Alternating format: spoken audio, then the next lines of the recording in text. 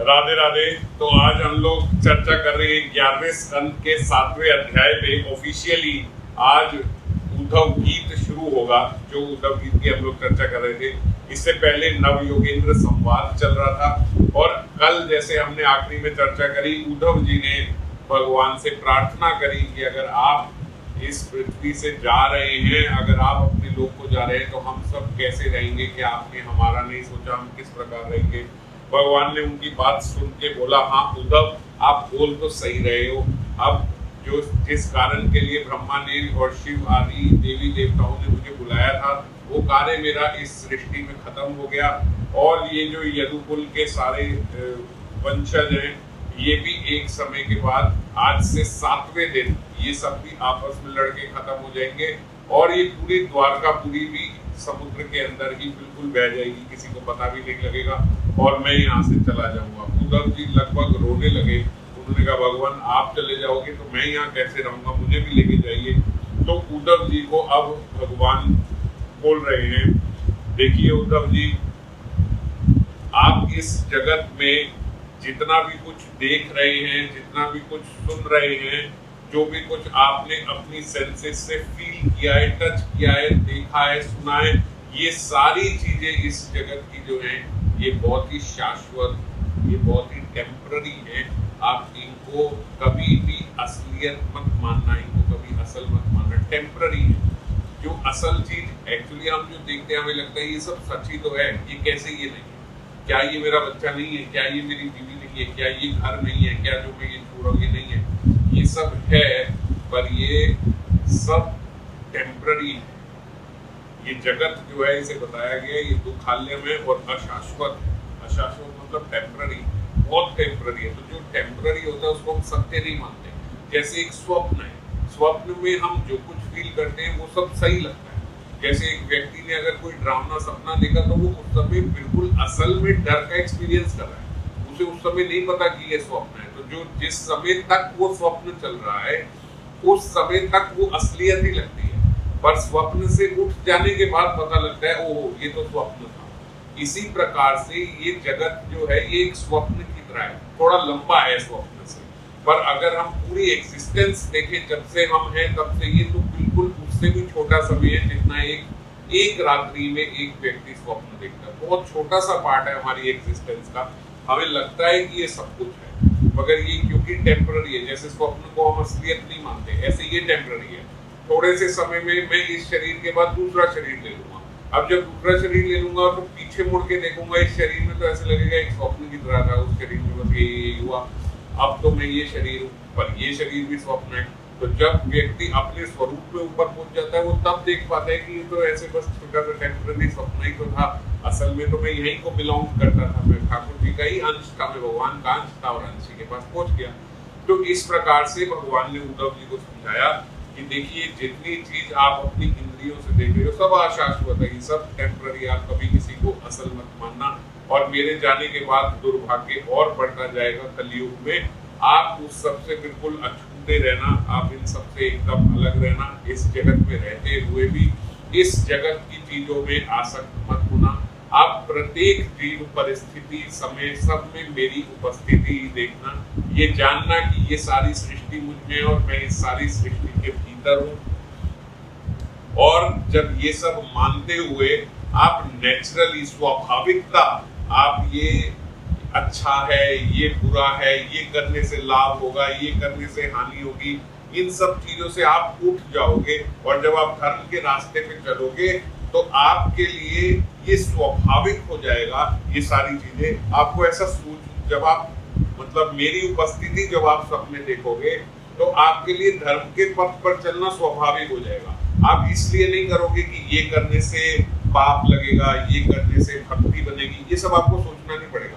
आप जो करोगे वो भक्ति ही होगी, आप जो करोगे वो भजन ही होगा। आपके लिए इतना स्वाभाविक हो जाएगा ये सब कुछ। आप इस भावना से चलते हुए आप इस जगत में सबका कल्याण सोचोगे, सबका कल्याण करोगे। जो ऐसा व्यक्ति होता है जो प्रत्येक जीव के अंदर और प्रत्येक परिस्थिति में, भागवत धर्म जिसकी हम पहले चर्चा कर चुके हैं, जो प्रत्येक परिस्थिति में भगवान ही को देखता है, या जो भी हुआ वो भगवान के द्वारा ही हुआ, उनकी अनुमति से ही हुआ ऐसा जानता है, ऐसा व्यक्ति सबका वेल विशर होता है, वो सबके बारे में अच्छा ही सोचता है, किसी का बुरा नहीं सोचता। जो किसी का बुरा नहीं सोचता उसका सबसे पहला परिणाम ये है कि वो व्यक्ति शांत रहता है, वो शांत स्वभाव का होता है, उसके अंदर कोई आंधी तूफान नहीं चल रहा है, इसने ऐसे किया, इसने ऐसे किया, मुझे इसको ऐसा करना चाहिए, मुझे इसको ऐसा दिखाना चाहिए, मुझे इसको ये बोलना चाहिए, इस समय मुझे ये करना चाहिए, सब कुछ बड़ी स्वाभाविकता उसके अंदर शांति है, क्योंकि जो कर रहे हैं भगवान कर रहे हैं, जो आगे करेंगे वो भी वही करेंगे, अब तक जो हुआ वो भी उन्होंने किया।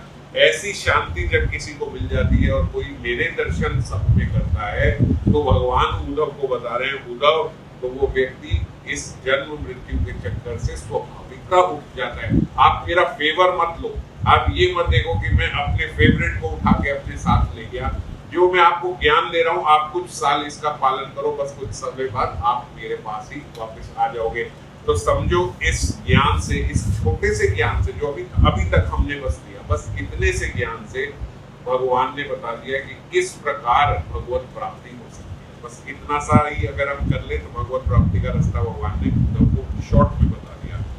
उद्धव जी ने फिर भी करुणावश हम जैसे लोगों के लिए प्रश्न किया कि हे भगवान, जो व्यक्ति इंद्रिय तृप्ति के पथ पे बहुत आसक्त है, जो इंद्रियों से आसक्त है, जो आपका भजन ठीक से नहीं कर सकता, जिसकी स्वाभाविक रुचि जो है वो इंद्रिय तृप्ति में लगी हुई है, उसको ये बात कैसे समझ में आएगी? उसके लिए इस जगत के उपकरणों को त्याग करना बड़ा मुश्किल लगता है। आप उसको बोलो कि ये सब सर्दी गर्मी कुछ नहीं है, ये नहीं है, उसके लिए ये स्वाभाविक नहीं है, उसके लिए ये बहुत मुसीबत की बात है। वो क्यों मुसीबत की बात है? क्योंकि वो अपने आप को ये शरीर मानता है, वो अपने स्वजन को, अपने संबंधियों को, अपने परिवार को अपना मानता है। जैसे मैं एक दिन टीका पढ़ रहा था तो उसमें लिखा हुआ इम्पॉसिबल है, इम्पॉसिबल है एक व्यक्ति के लिए इस जगत से ऊपर उठना। तो उन्होंने विवेचना में बताया इम्पॉसिबल क्या है।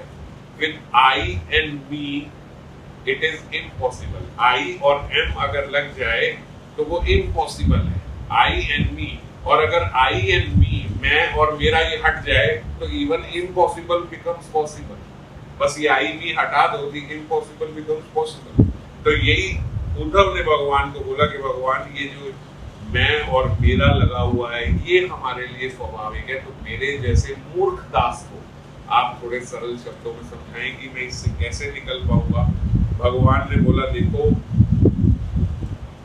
आप जो बात पूछ रहे हो उससे मुझे एक कथा याद आई, पर ये समझो कि इस जगत में बहुत से जीव हैं। जैसे हम देखते हैं 84 लाख योनियां हैं, तो बहुत सी योनियां हैं, कुछ एक पैर वाले, कुछ दो पैर वाले, कुछ तीन वाले, कुछ चार वाले, कोई असंख्य, कोई 10, 8, 10, 12, 20 पैर वाले और कोई बिना पैर वाले, बड़े सारे जीव हैं। पर उन सारे जीवों में सबसे प्रिय मेरे को मनुष्य है, क्योंकि मनुष्य अपनी बुद्धि से मेरे पास आ सकता है। आप जो ये कह रहे हो ना वो स्वाभाविक है उसके लिए।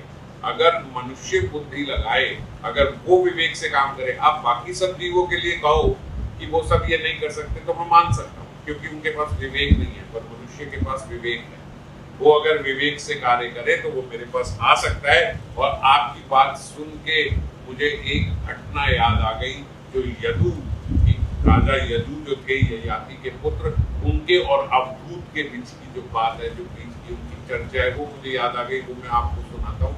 आपके लिए वो सहयोगी होगी। अच्छा, कौन है यदु, कौन है ये अवधूत? बोलते ययाति के पुत्र राजा यदु थे। राजा यदु ने एक बारी देखा, एक नग्न अवस्था में अवधूत जो है बड़ी प्रसन्नचित्त मुद्रा में चलता हुआ जा रहा है।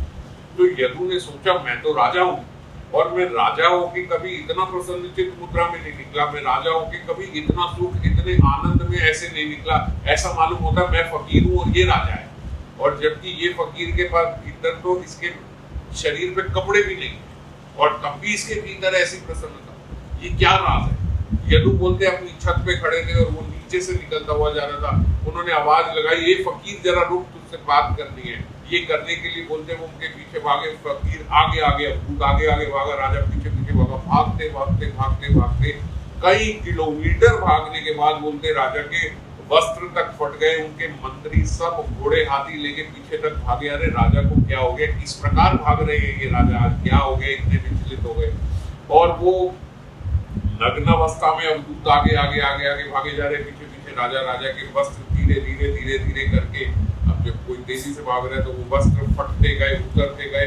बोलते राजा के केवल कोपीन उनके शरीर में रह गई और अवधूत फिर जाके एक जंगल में रुके। जब जंगल में जाके अवधूत रुके तो राजा हाँफता हुआ उनसे पूछा, महाराज आप मुझे इतना क्यों भगा रहे हैं, आप मुझे बताइए आपकी ऐसी अवस्था कैसी है कि आप फकीर होते हुए भी इतने खुश, इतने आनंद, इतने सुख में चल रहे हैं, और मैं राजा होते हुए भी एकदम फकीर हूँ। आपको देख के ऐसे लगता है कि जैसे आपके भीतर कोई अग्नि नहीं है। नहीं तो संसारिक जीव तो अपने धर्म, अर्थ और काम में ही लगा रहता है, वो तो क्रोध में और काम में ही चलता रहता है। मगर हम आपको देख रहे हैं कि आपके पास कुछ भी नहीं है, लेकिन तब भी ऐसे लग रहा है कि आपके पास कुछ पाने की और कुछ जानने की इच्छा भी नहीं है।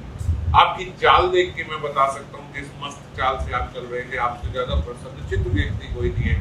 आप मुझे थोड़ा ज्ञान दीजिए। तो अवधूत बोले कि हाँ राजा, अब मैं तुझे ज्ञान दे सकता हूँ। क्यों? दो बातें। पहले तो तू राजा के वेश में था, अगर मैं वहां रुकता और तुझसे पूछता तो हो सकता है तू पूछता रहता और मैं ना बताता, और मेरे ना बताने पे तेरा राजसी मत जाग जाता और कहीं तू मुझे कहता है इसे कारागार में डालो, ये करो, इस प्रकार की क्रियाएं करता जो कि तेरे लिए उपयुक्त नहीं है। और दूसरा, मैं उस समय ये नहीं जान पाया था कि तेरी उत्सुकता कितनी है, तो कम उत्सुकता वाले को मैं ये ज्ञान देना भी नहीं चाहता था। पर अब जो तेरी दशा हो गई है, अब तू भी भिखारी है और हम भी भिखारी, अब मैं तुझे बताऊंगा। विवेचना करके संतों ने बोला, असल में बोलना तो वो उल्टा चाहते थे। वो बोलते थे तू पहले भिखारी था और मैं राजा था, तेरे को ज्ञान क्या देता, तेरी समझ भी ना आती। अब तू भी राजा है और हम भी राजा है, मिल के बैठ के बात करेंगे। बोले अब राजा कैसे, अब तो भिखारी बन गया, राजा तो तब था। बोले नहीं नहीं नहीं, तब हम राजा, हम तो तब भी राजा थे क्योंकि हमें इस जगत से कुछ नहीं चाहिए था, पर ये भिखारी था। राजा के वेश में ये भिखारी था क्योंकि इसे संसार से बहुत कुछ चाहिए था। अब जब ये भागता हुआ आया तो इसका संसारी वेश सारा खत्म हो गया। अब तो ये अध्यात्म को ही जानने के लिए आया ना, इतनी दूर हमारे पास। तो अब जब संसार का कुछ नहीं चाहिए, केवल अध्यात्म का चाहिए, तो अब ये राजा है। अब ये राजा है और हम अब भी राजा है। अब बैठ के आपस में चर्चा करेंगे। तो आप बताइए अवधूत ब्राह्मण, आप बताइए आप किस प्रकार इतने प्रसन्नचित्त है, मैं भी होना चाहता हूँ। अवधूत ब्राह्मण ने कहा क्योंकि मुझे आपका स्वभाव बहुत अच्छा लगा, इसलिए मैं आपको बताऊं। अंडरलाइन करने वाली बात है, ऐसे नहीं कि राजा हो इसलिए मैं आपको बताता हूँ, इसलिए नहीं बताया।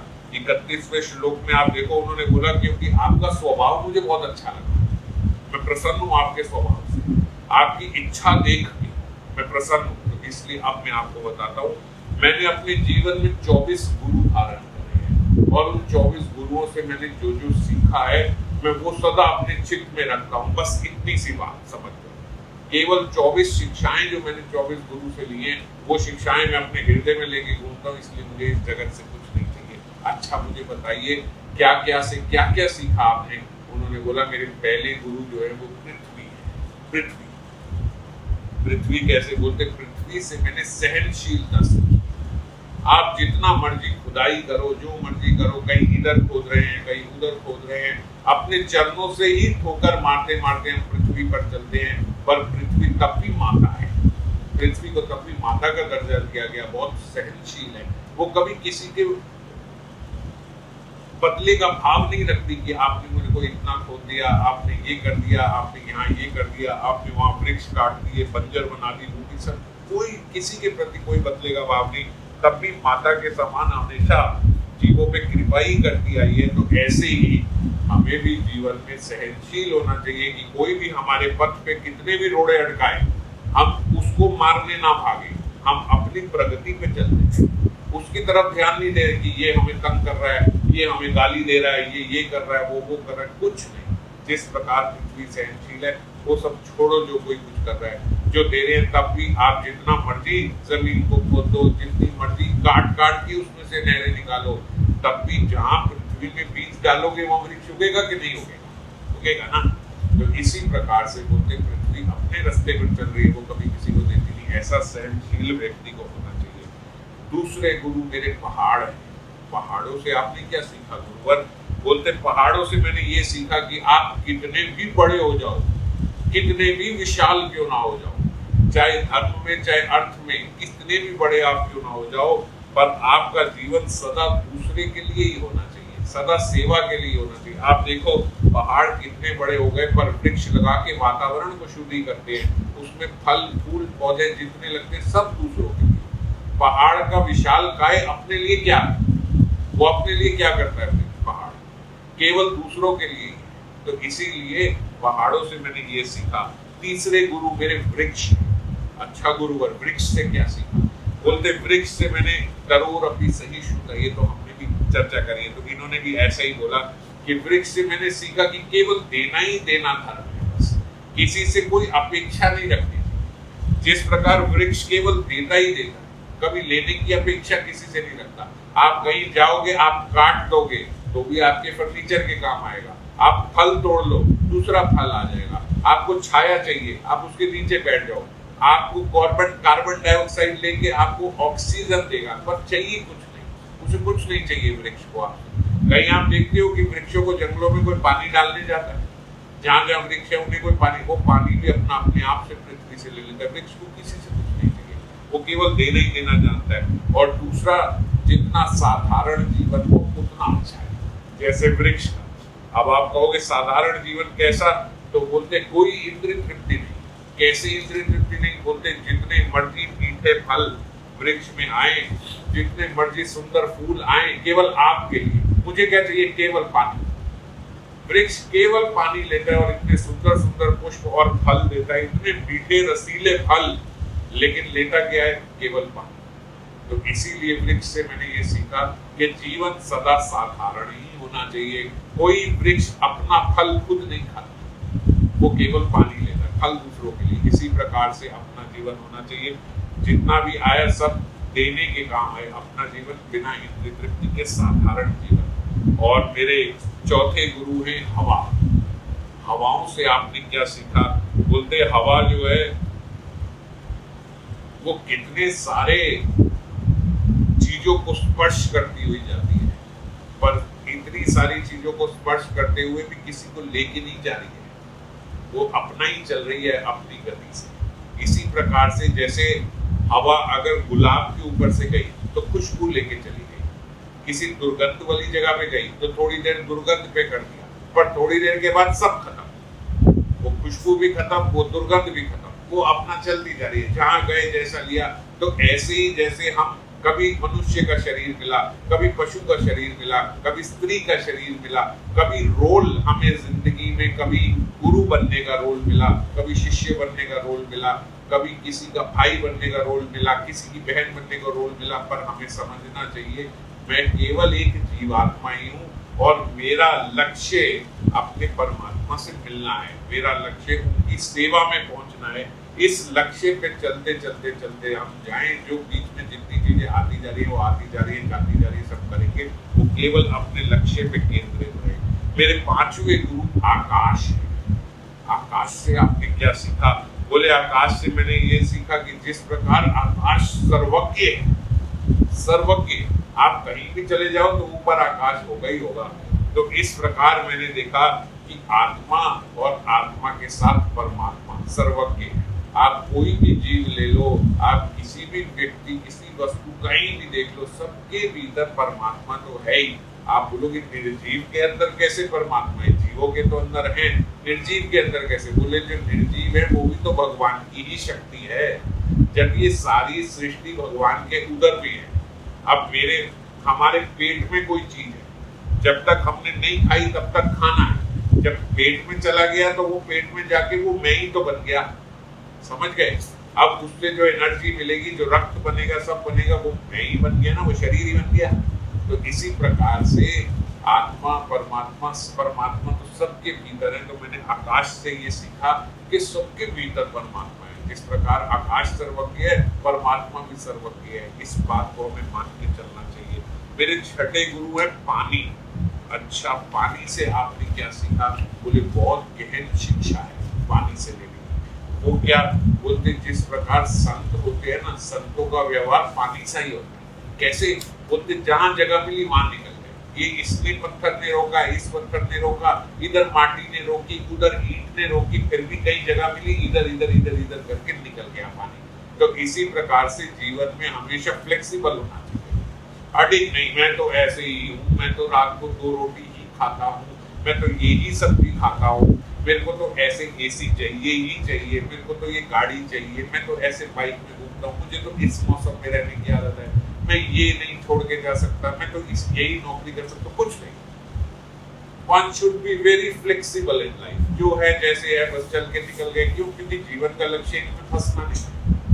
जीवन का लक्ष्य बहुत सर्वोच्च है, तो इसलिए व्यक्ति निकलता चला जाए जहाँ जगह मिले। ऐसा सब पानी सा स्वभाव होना चाहिए। और फिर जब पानी चलता है, दूसरी बात, जब पानी निकलता है तो बोले जहां से निकलते हैं वहां से मधुर ध्वनि करते हुए निकलता है। आज यूट्यूब पे लोग वीडियो डालते हैं, पानी की आवाज, बस नदी बह रही है ये आवाज, समझ गए? और इसी को लोग इतना इतना सुनते हैं। तो क्यों? क्योंकि पानी की आवाज बड़ी, अब बारिश हो रही है, बस बारिश की आवाज अच्छी लगती है कि नहीं लगती? तो ये पानी का ये भी एक स्वभाव है कि कहीं से भी निकल गया और जहां से निकला वहां से मधुर ध्वनि। तो आप मधुर ध्वनि का मतलब क्या है? पानी से क्या सीखना है कि फ्लेक्सिबल तो होना है कि चलो ये नहीं ये कर लेते, चलो ऐसा नहीं है ऐसा कर लेते, चलो ये नहीं मिलेगा इतने में रह लेंगे, पर इसके साथ ही मधुर ध्वनि रहे, बात ना बिगड़े। ऐसे ना हो कि गाली देते हुए और गुस्से में आप ये सब कर रहे हो। अगर ये करोगे तो फिर पानी सी गति नहीं। मधुर ध्वनि करते हो, जहां जो भी करना पड़ रहा है, फ्लेक्सिबल भी है और मधुर भी है। फ्लेक्सिबल के साथ कोई आनंद में कोई कमी ना आए।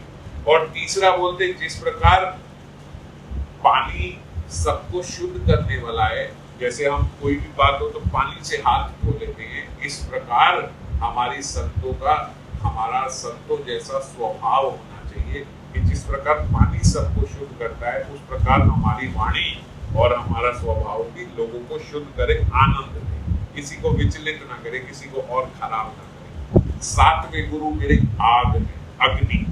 अग्नि से आपने क्या सीखा?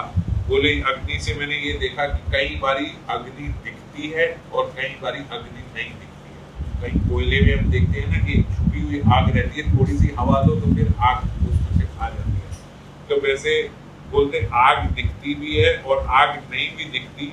उसी प्रकार से आपको भी अपने आप को जहां दिखाने की जरूरत पड़े वहीं दिखाना चाहिए, जहां नहीं जरूरत पड़े वहां नहीं दिखाना चाहिए।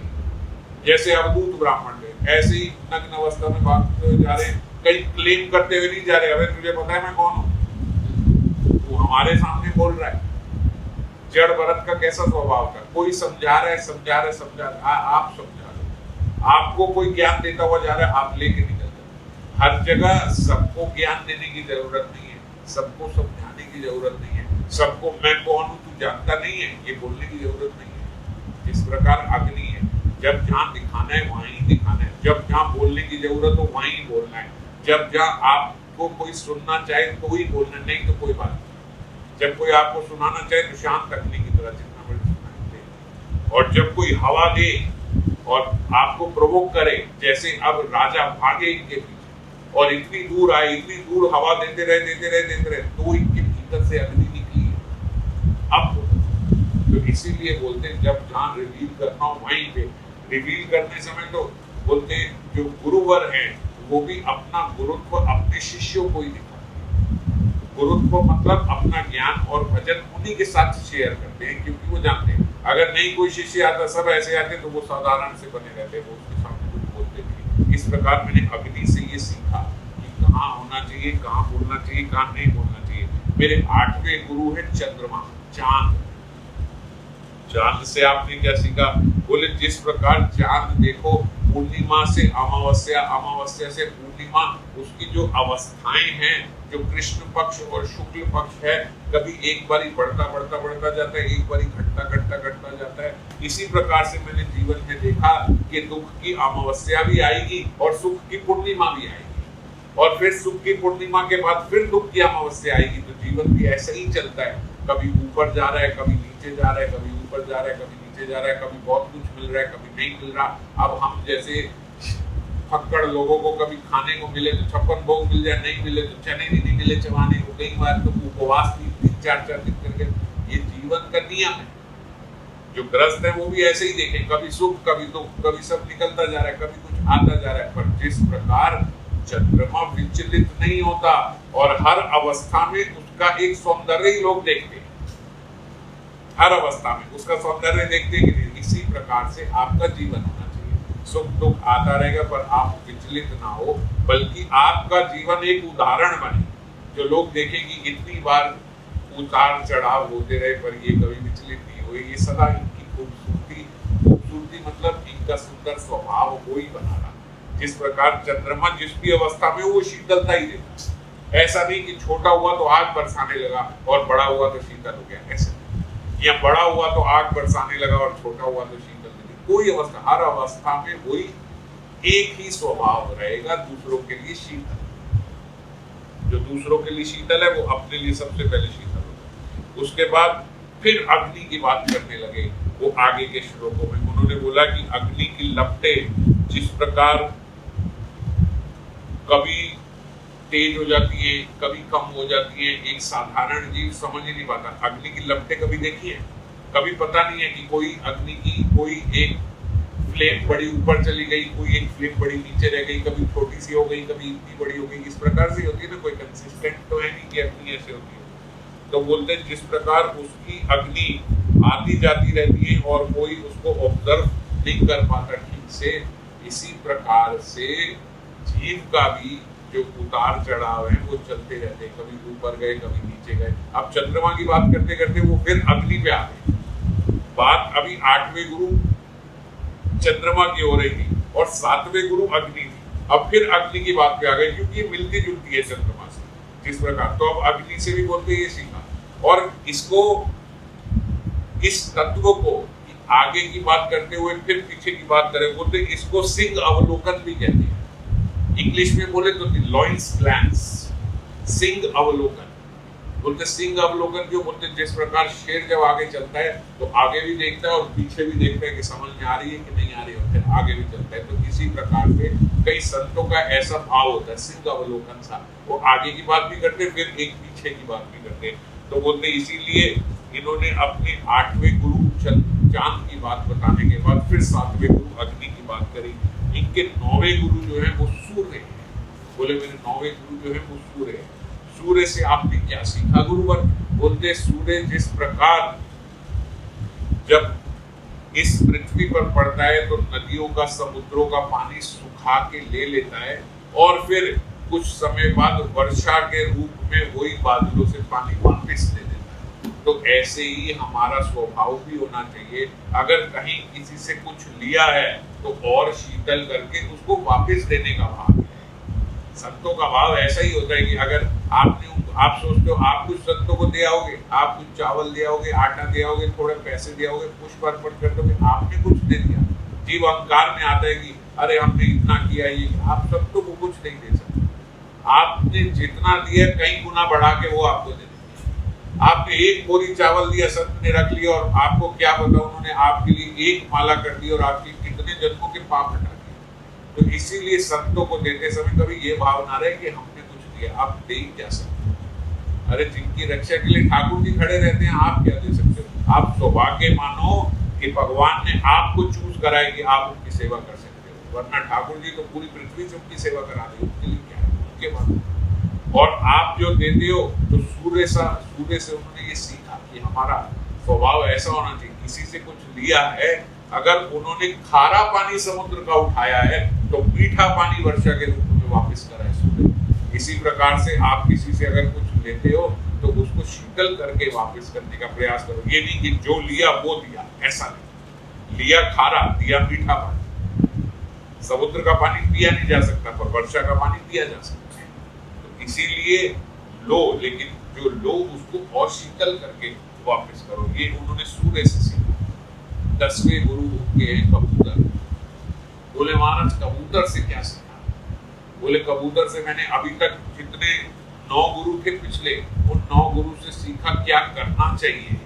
कबूतर से मैंने सीखा क्या नहीं करना चाहिए। ये भी जीवन में बड़ा इंपॉर्टेंट है। बड़े सारे लोग आते हैं, उनसे ये सीखने को मिलता है क्या करना चाहिए। बड़े सारे लोग आते हैं, उनसे ये सीखने को मिलता है भाई क्या नहीं करना चाहिए। तो बोलते क्या नहीं करना चाहिए? बोलते कबूतर जिस प्रकार कामी और जिस प्रकार अपने परिवार में आसक्त देखा मैंने, इतना आसक्त कभी इस जगत में किसी से नहीं होना चाहिए। ऐसे कैसे महाराज? बोलते एक बार मैं बताता हूँ, मैंने एक कबूतर देखा, मैं भी वहां जंगल में रहता था, कबूतर ने भी वहीं पे घोंसला बनाया। वो कबूतर का थोड़े दिन बाद एक प्रेम विवाह हो गया कबूतरी से, और वो कबूतर कबूतरी बोलते आपस में मिलते जुलते, चोंच लड़ाते, ये करते, इकट्ठे घूमते, इकट्ठे आते, बड़ी सारी, जब वो उठता वो भी उठते, आपस में चहकते करते, दोनों ने मिलके और बड़ा घोंसला बनाया इकट्ठे, कोई वो भी दाना लाता, वो भी तिनका लाती, ये सब करके इन्होंने बनाया। कुछ महीनों तक ऐसे रहा और कुछ महीनों के बाद वो कबूतरी के अंडे हुए। उस अंडों का बड़ा ध्यान रखते रखते रखते रखते कुछ समय बाद उस अंडे में से छोटे छोटे शावक बच्चे हुए, शावक पक्षी निकले। बोलते अब शावक पक्षी से और दोनों प्रसन्न, दोनों के प्राण अपने उन बच्चों में, कभी चूंच से चूंच लगा के उसको खाना देते, प्रसन्न होते। वो थोड़ा सा भी उड़ता तो बहुत खुश होते, बड़ा आनंद मनाते, हमारा बच्चा उड़ने लगा, ये करने लगा। कुछ करने ना देते, उन्हें वहीं बिठाते, उनके लिए दाना लेके आते, और दाना भी अपनी चोंच से उनकी चोंच में डालते, उनको स्वयं खाने भी ना देते। इस प्रकार बड़ी प्रीति आपस में सबकी हो गई। एक बार बोलते उनके लिए खाना लेने कबूतर कबूतरी गए, पीछे दो बच्चे जो घोंसले में थे, शिकारी आया, शिकारी ने देखा छोटे छोटे शावक बच्ची है, उन्होंने जाल डाल के वो दोनों बच्चों को पकड़ लिया। जब थोड़ी देर के बाद जो मादा पक्षी थी, जो कबूतरी थी, बोले वो आई, वो हाय हाय करके रोने लगी, अरे मेरे बच्चों को पकड़ लिया, मैं क्या करूंगी, किस प्रकार करूंगी, ये करूंगी, और विषाद करते करते करते करते मेरे बच्चों में तुम्हें छुड़ाऊंगी। बच्चों के पास गई, वो शिकारी ने कबूतरी को भी पकड़ लिया। अब थोड़े ही मिनट के बाद कबूतर आया, कबूतर ने मेरा तो जीवन खत्म हो गया, अब मैं कैसे रहूंगा, मेरा तो जो कुछ था यही था, मैं तो कुछ इनके बिना हुई नहीं, मेरा तो यही परिवार, यही सर्वस्व, अरे ये इतने प्यार करने वाले बच्चे, इतना प्यार करने वाली कबूतरी, अब मुझे कौन पूछेगा, अब मेरे जीवन का अस्तित्व क्या है? करते करते करते करते वो भी जाके उस जाल के ऊपर बैठा, शिकारी ने उसको भी पकड़ा और अपना जाल लेके चारों को लेके चल दिया, भाई चारों का हरि बोल। तो बोलते मैंने उनसे ये सीखा, ये शिकारी जो है ये काल है, और काल की ग्रास में तो सबने आना ही है, सूनर और लेटर, कोई पहले आएगा कोई बाद में आएगा, ये मृत्यु में तो सबने जाना ही है। पर इस विषाद में मत जाना कि हाय हाय मेरा यही था, मैं यही था, हाय मेरा घर, हाय मेरा परिवार। जैसे हम देखते हैं कि आजकल एक साधारण मनुष्य की मृत्यु कैसे होती है, अरे ये मैंने यहाँ रखा है पैसा, ये ले लेना, अरे इसको कुछ मत देना, अरे इसको दे देना, अरे बिल बनानी है, ये करनी है, वो, अरे इसी में आसक्त होके कबूतर, उस कबूतर के स्वभाव की तरह इसी जगत में आसक्त होके मरा, और अपना इस जीवन तो खराब किया ही किया, आगे की गति भी खराब कर दी। उन्होंने बोला कि देखो भगवान ने जो ये मनुष्य योनि दी है, इस मनुष्य योनि में आप समझो कि यही एक योनि है जिसमें आप भगवत प्राप्ति कर सकते हो, और अगर इसमें आके भी आपका आचरण कबूतर जैसा ही रहा तो यूं समझ लो कि आप उड़ने के लिए पहाड़ की चोटी तक पहुंच गए, मगर पहाड़ की चोटी में जाके जहां आप उड़ सकते थे वहां उड़े नहीं, और पंख बंद करके आपने छलांग मार दी और गिर के आत्महत्या करके मर गए। ऐसी गति जीव की हो जाती है कबूतर जैसी, अगर नहीं करता। तो आज उन्होंने 10 गुरुओं के बारे में चर्चा करी, 24 गुरु हैं, आगे 11वें गुरु के बारे में अगले उसमें चर्चा करेंगे। तो कल हम फिर से उसके बारे में और आगे